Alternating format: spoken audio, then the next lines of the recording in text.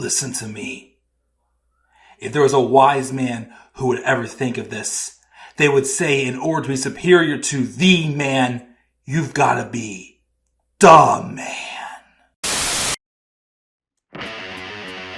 For I am the man himself.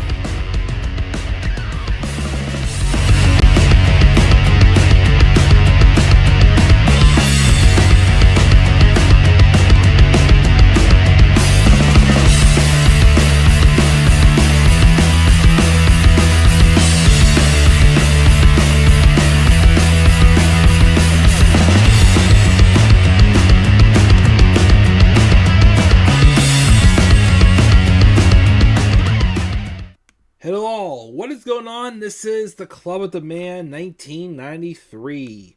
We are back here again for another review of WWE's 24 as we were on episode number 22 of the series, and it is titled Kofi Kingston, The Year of Return, which is referring to actually not so much of specifically the Kofi, but to his home country, Ghana, in which 2019 was called the year of return for Ghana, in which in some ways people return home to celebrate their heritage in their country, to honor, where they came from before and whatnot.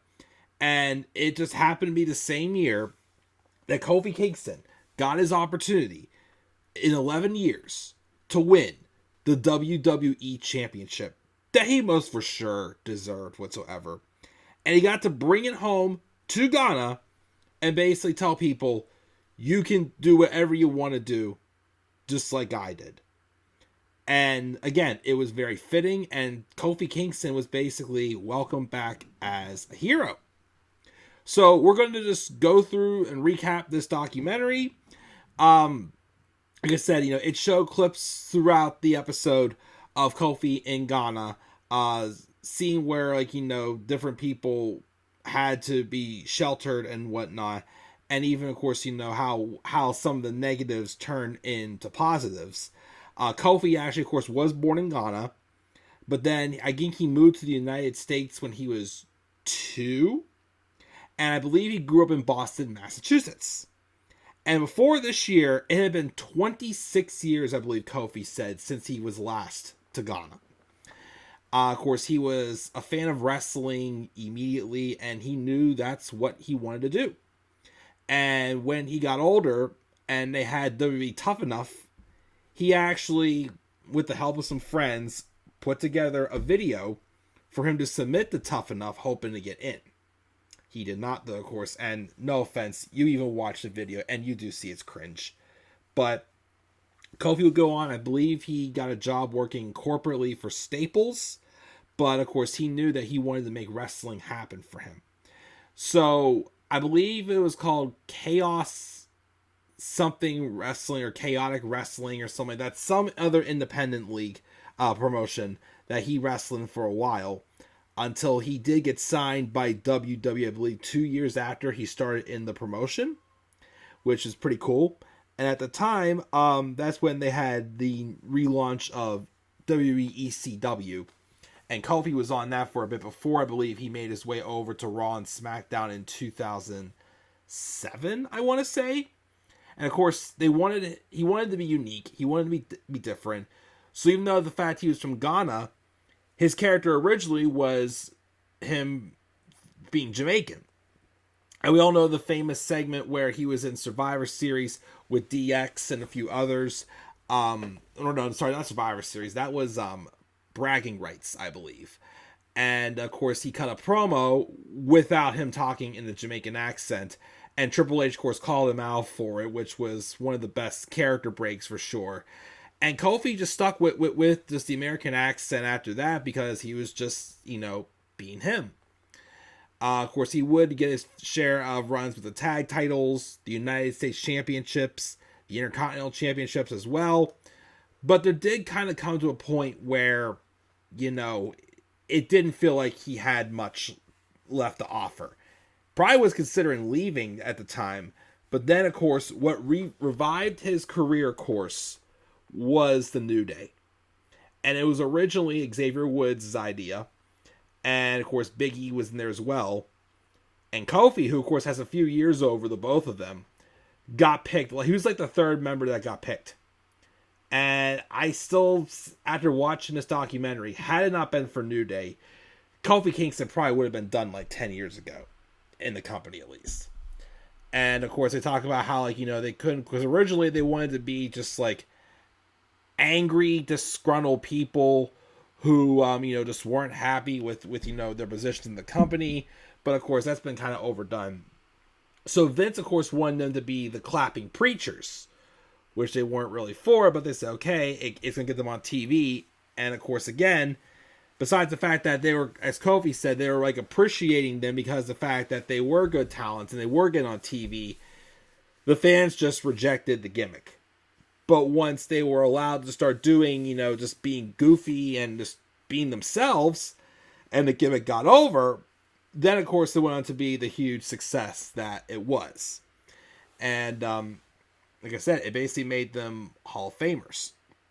But, of course, you still wanted, those chances to be at the top. And Kofi finally got the opportunity, as we all know, in 2019. Originally, the person getting his spot was supposed to be Mustafa Ali. But then he got injured. And they're going to have Kofi replace him inside the chamber. And in the gauntlet match, that, of course, the winner of that gauntlet match would receive the advantage of coming in last inside the chamber. So Kofi, of course, replacing Mustafa Ali, had some big shoes to fill. And he was in there for like a freaking hour. And had a hell of a performance of like eye-opening, like, oh my gosh, yes, as we all knew at one point, but, obviously pull the plug on it, but Kofi Kingston can be a main event star. And, of course, like I always say, and he even mentioned in the interviews, too, in this documentary, it got real, even more real, whenever AJ Styles came out during that gauntlet match. Still one of my favorite moments in wrestling, where AJ Styles came out, and him being the babyface like Kofi, says like, hey, you don't have to do this. If you don't want this, we don't have to do this. I don't want to hurt you any more than you already are. And then Kofi gets up and just shoves AJ and gets all serious like, hey, fight me, I win 11 long years for this. And I still remember seeing that. I'm like, wait a minute, like something really like special is happening here. Of course, Kofi would then get eliminated by AJ from that gauntlet match, but that was like a very eye-opening moment and the response it got. So much so that people wanted Kofi to win the title of Chamber. He was a runner-up, but had a great performance yet again. And then they did the whole thing for the next 2 months where they were putting Kofi through the obstacles, preventing him from getting title shots, but he found his way to getting that title shot at WrestleMania. And we all know, of course, that he won and beat Daniel Bryan. Daniel Bryan, of course, being the heel at the time, wanted to put over the right babyface, and Kofi Kingston was the right one. Him winning at Kofimania was the special. Heck, I still remember when I went to that WrestleMania, months earlier when I knew I was going, before Daniel Bryan turned heel, I thought I'd be going there rooting for Daniel Bryan to win back his championship for the first time since he got injured. But instead, I felt myself rooting against him, rooting for Kofi Kingston. So, yeah, like, I funny how it goes, but I will say this too. I know I kind of breezed through this one. Even though Kofi Kingston didn't get booked the best as WWE champion. And again, it's very obvious that they didn't want Kofi to be champion, especially with how his reign ended with that 8-second match on Fox, on the debut episode of Fox against Brock Lesnar, which that still makes me mad to this day. But despite the fact that he wasn't booked like a good champion during his reign of 6 months, seeing like this documentary and showing him taking the title back to Ghana and, just the positive message he spread and just how he was welcomed back like a hero, even got to be recognized by Ghana's president and whatnot. I still think Kofi handled, the media some of the best, for sure, when he was WWE champion. Like this whole thing with him going back to Ghana just felt special. You know, the message he was trying to send, showing that people of their culture can make differences too. They deserve to be heard there as well. And I think he succeeded with that very well.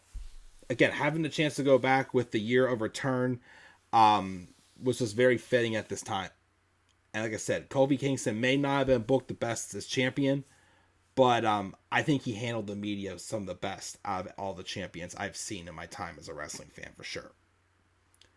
But that's basically it. That's my review of WWE24 Kofi Kingston, the year of return.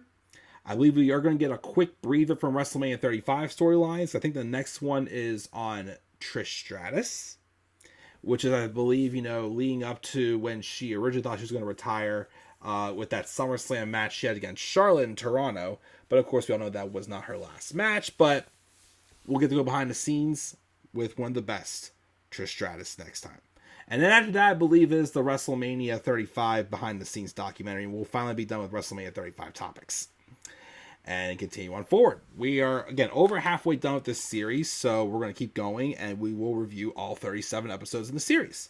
So, guys, once again, what are your guys' thoughts on this Kofi Kingston documentary? Leave your guys' thoughts again down in the comments section below. Slap a like on the video, and subscribe for more content on my channel. Follow me on Twitter as well at the Club of the Man 93. You may also follow me on TikTok and TikTok taking a break right now. You may also follow me on Instagram at the Club of the Man 1993. Until then, guys, I'll check it out. I'll catch you all later. Have a great rest of your night, and do not forget, in order to be superior to the man, you've got to be the man. And for I am the man himself.